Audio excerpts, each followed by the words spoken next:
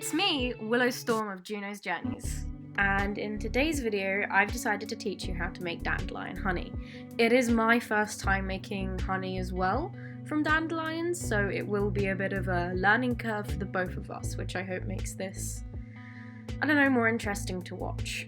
I got this idea of making dandelion honey because, well, look, I've just moved into this cottage and literally right outside my front door is this massive hill absolutely covered in dandelions. And most people see dandelions as a pesky weed, something we have to get rid of.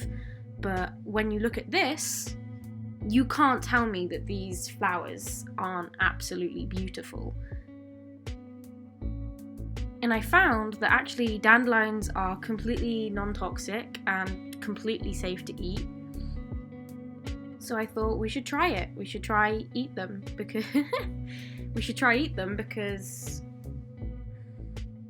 they are so abundant. It would be such a waste and a shame to not try and make them useful. Okay, so the obvious first step to this recipe is collecting your dandelions.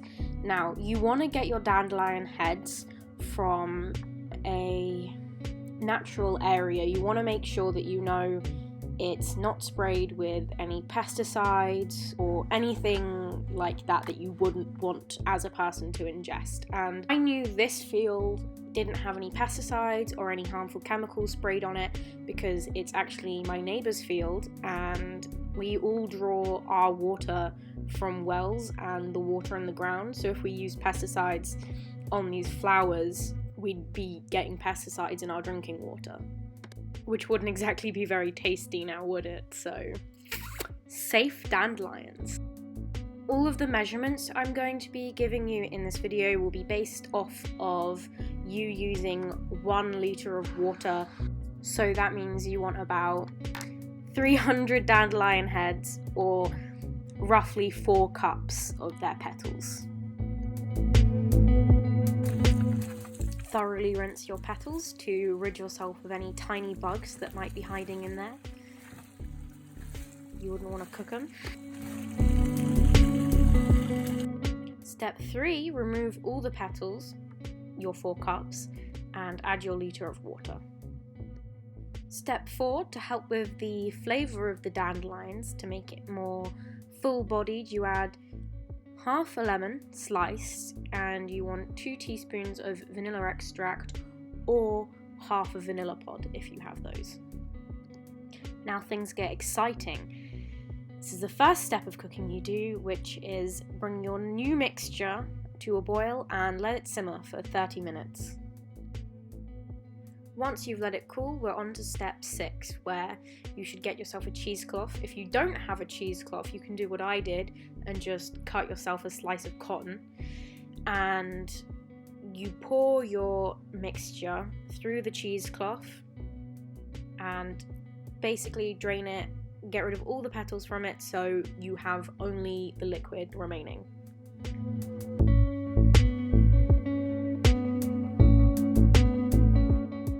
Give it a good squeeze.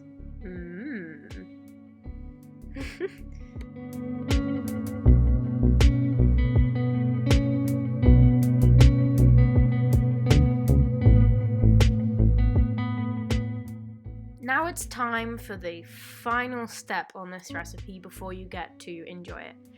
You are going to want to pour yourself out 1 kilogram of sugar to your litre of liquid. I know, that sounds like a lot, but this is what's going to give your honey a nice syrupy thickness.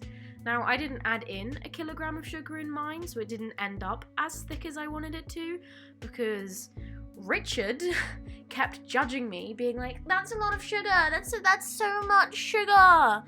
So if you think my recipe sucks, blame Richard. I'm joking.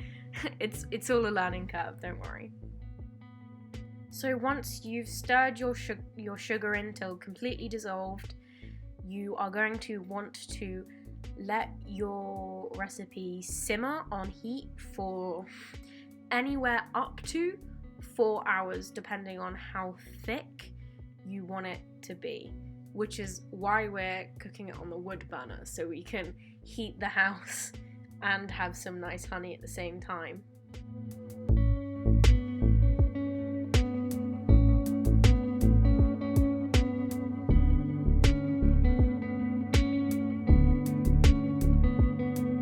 So it's the next morning. I've just made myself some porridge and I thought now would be the perfect time to test out that honey.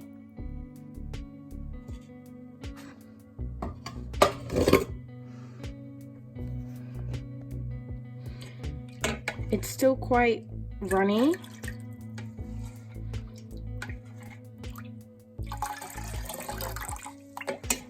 but that's kind of what we expected. Now before I put it in my breakfast, I want to give it a taste. Because like I said, this is my first time. This is an experiment to see if it is any good or if it works. So here goes.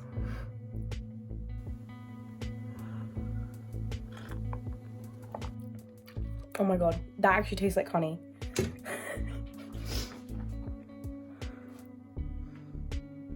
Wow, I didn't expect it to work as well as it did, but it tastes exactly like honey.